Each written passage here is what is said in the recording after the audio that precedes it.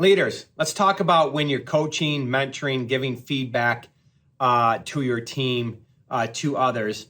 A piece of advice that I was just recently reminded of through an example, which is don't generalize.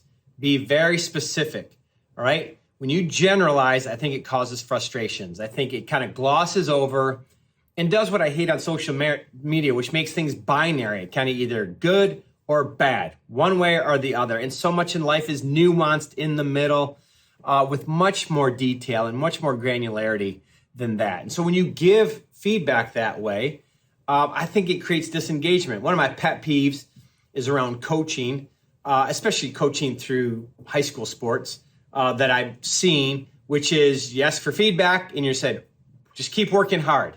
Well, what does that mean? That's a general cop-out. That's a coach who says, I don't want to give you specific feedback, or I don't want to wade into the danger zone that we do as leaders. It's just going to say, well, keep working hard. We're working hard on what? Specifically, what needs to improve, what's going well, what needs to improve, where we can do that. I think that's great feedback when you get very specific and point people in the right direction. The same thing happens in the workplace. You don't say, just keep at it, keep grinding, keep working hard. That's not helpful at all.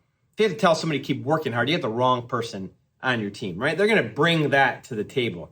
Where is the specific feedback in coaching, in business? Where do they need to improve? What do they need to improve? How can you help them improve?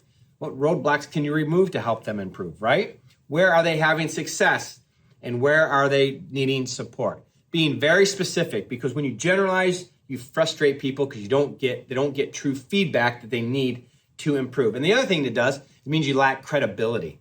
If you generalize and people in the room know what you're trying to say or talking about it and you're off, you lose credibility right off the bat. And then people tune you out.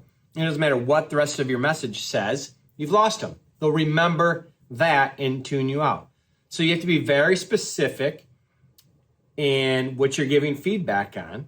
And I think that's when you get buy-in, and then you get to the real heart of the conversation. And that's where the magic happens, is when we're really talking, right? Then we're really getting somewhere. And so that's my leadership, coaching, mentoring tip for you today. Let me know your thoughts.